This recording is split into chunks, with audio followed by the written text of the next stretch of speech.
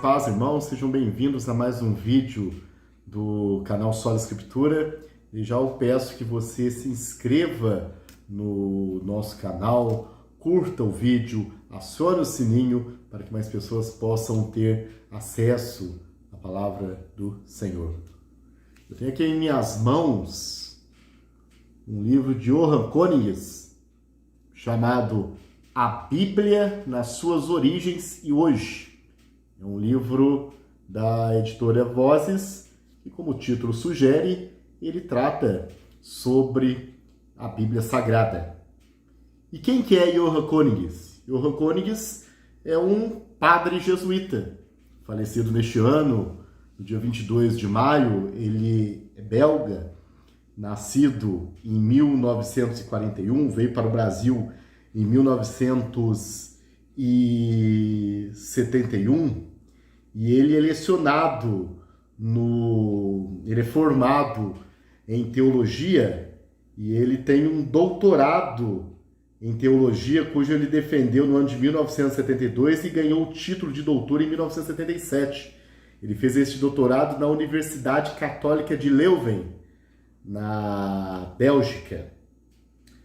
Ele obteve licença em Filologia Bíblica no ano de 1967.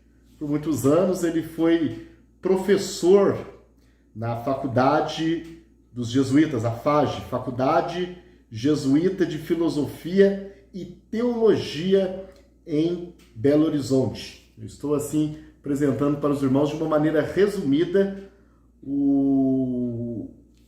os estudos de Johann König. Então, os irmãos podem ver de que ele é um grande erudito. As partes que ele tem especialidade é em exegese, hermenêutica, principalmente a exegese dos evangelhos, e a maior parte dos trabalhos dele é concentrado no Evangelho de João. Em 2004, ele foi um dos colaboradores da Bíblia, tradução ecumênica. E, em 2018, ele foi um dos colaboradores da Bíblia da CNBB, que atualmente é a Bíblia oficial da Igreja Católica Apostólica Romana no Brasil. O Königs, ele foi o coordenador geral da tradução. Eu tinha aqui, ó, notas, linhas do tempo e glossário. Foi a parte que o Königs trabalhou.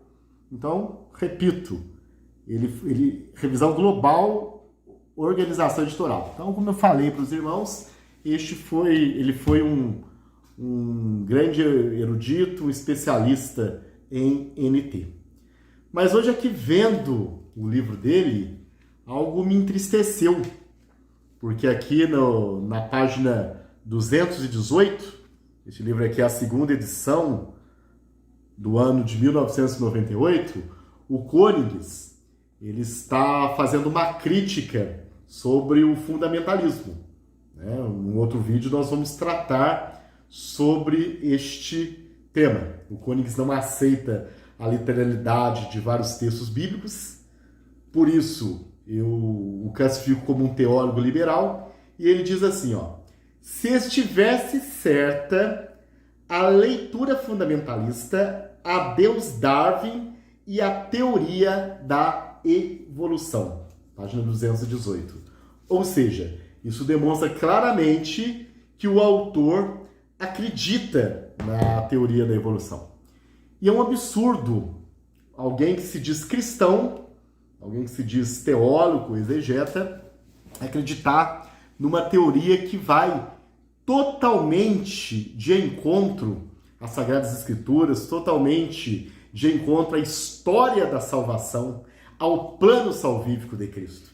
Então, para refutá-lo, eu fiz aqui um fichamento, um resumo no meu computador, de algumas ideias apresentadas pelo brilhante teólogo Raimundo Ferreira de Oliveira no livro Seitas e Heresias, um sinal dos tempos. E o Raimundo, ele apresenta toda a controvérsia do evolucionismo. A Bíblia ensina claramente a doutrina de uma criação especial, ou seja, Deus criou cada criatura conforme a sua espécie. E eu vou me basear na Bíblia do Côniges, Gênesis 1, 24.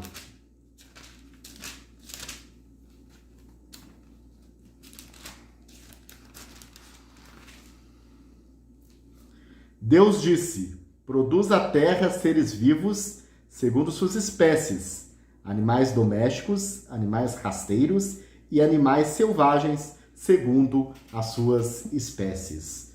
Ou seja, tudo aquilo que hoje existe, os homens e os animais, eles existem tal como foram criados por Deus. Essa teoria da evolução, ela nasceu de um teólogo inglês chamado Charles Darwin, que viveu no século XIX, entre 1809 e 1889. E essa teoria, ela tem como ponto de partida a afirmação de que o homem e os animais em geral procedem de um mesmo tronco, e que hoje homem e animal são um somatório de mutações sofridas no decorrer de milênios. Então, em suma, o homem de hoje não é o homem de antigamente. Houve todo um processo de evolução até que ele se tornasse o homem. Mas o interessante é que, ao falarmos sobre a evolução, nós estamos falando apenas de uma teoria. Nada daquilo que é apresentado pela evolução é provado cientificamente. Agora, quando nós olhamos para a Bíblia Sagrada, nós vemos que, ao contrário dessa questão de que o homem ele foi evoluindo, toda a raça humana ela nasceu de apenas um casal, de Adão e Eva. De Adão e Eva veio todos os homens, todos nós somos descendentes de Adão e Eva. Isso nós podemos conferir aqui no livro dos Atos dos Apóstolos, capítulo 17, versículo 26.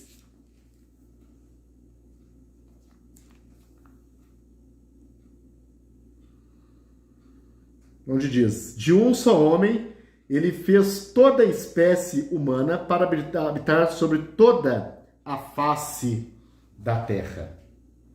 Então, e aí num argumento teológico, nós entendemos que através dessa raça humana veio o pecado no mundo. E através desta transgressão, o pecado passou para todos os homens, porque Romanos 5,12 diz: